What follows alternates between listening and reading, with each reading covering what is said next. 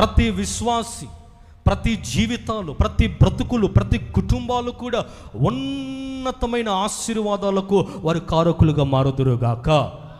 ఆ విధంగా ప్రభువు నిన్ను వాడుకోవాలి, ఆ విధంగా ప్రతిష్ఠించాలి, ఆ విధంగా నిన్ను గొప్ప చేయాలి, ఆ విధంగా నిన్ను దీవించాలి, ఆ విధంగా నీ కుటుంబాన్ని దేవుడు అంచెలంచెలుగా అభివృద్ధిలోకి తీసుకొని రావాలి. ఉన్న విశ్వాసి ఉన్నట్టుగానే ఉండకూడదు. నువ్వు ఎలా ఉండాలంటే ప్రతి దినము వృద్ధి చెందే విశ్వాసిగా నువ్వు మారాలి. నీలో ప్రార్థనా జీవితం ఎదగాలి, ప్రతిష్ఠిత జీవితం ఎదగాలి, సమర్పణలో ఎదగాలి, వాక్య ధ్యానములో నువ్వు ఎదగాలి, ఉపవాసం ఉండి దేవునికి విజ్ఞాపన చేయటములో నువ్వు ఎదగాలి. ఎక్కడ వేసిన గొంగలి అక్కడే ఉన్నట్టుగా ఉండకూడదు. విశ్వాసి జీవితం అనేది అంచెలంచెలుగా ఎదగవలసిన జీవితం. అది అభివృద్ధిలోకి రావాలి, ఆశీర్వాదాన్ని చూడాలి. నువ్వు ఇక్కడికి ఎందుకు వచ్చావో తెలుసా? అసలు దేవుడు నిన్ను ఎందుకు ఏర్పాటు చేసుకున్నాడో తెలుసా? నువ్వు ఆశీర్వదించబడాలి. సంఘములో నాటబడిన ప్రతి ద్రాక్షవల్లి మీద నా దేవుని దృష్టి ఉండబోతుంది. సంఘంలో నుంచి బయటికి వెళ్ళిన వారి మీద దేవుని దృష్టి ఉండదు. దేవుని మందిరాన్ని విడిచిపెట్టి సొంత కార్యక్రమాల్లో బిజీ అయిపోతారు చూసారా, అటువంటి వారి మీద దేవుని దృష్టి.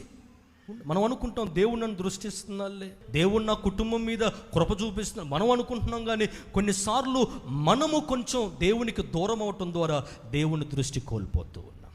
మనుషుల దృష్టి కోసం కాదు మనం ప్రాకులాడవలసింది, మనల్ని సృష్టించిన యేసయ్య దృష్టి కోసం మనం ప్రాకులాడాలి. Praise the lord.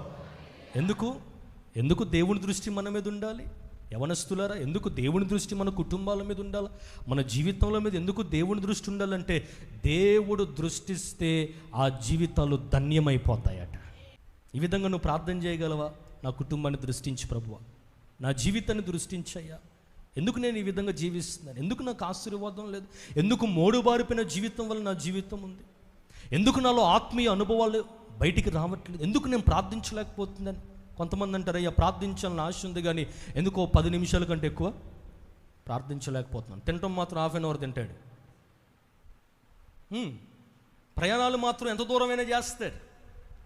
రోజులు తరబడి ఏది చేయాలన్నా వాళ్ళకి ఆలోచన వస్తుంది, కానీ దేవుని సన్నిధిలో మాత్రం సమయాన్ని గడపడానికి మాత్రం సమయం రావట్లేదు. 10 నిమిషాలు ప్రార్థన చేయడానికి, మోకాళ్ళు వంచడానికి నీకు ఆసక్తి రాకపోతే నీ కుటుంబాన్ని ఎలా దీవిస్తాడు దేవుడు? ఎలా దృష్టిస్తాడు దేవుడు?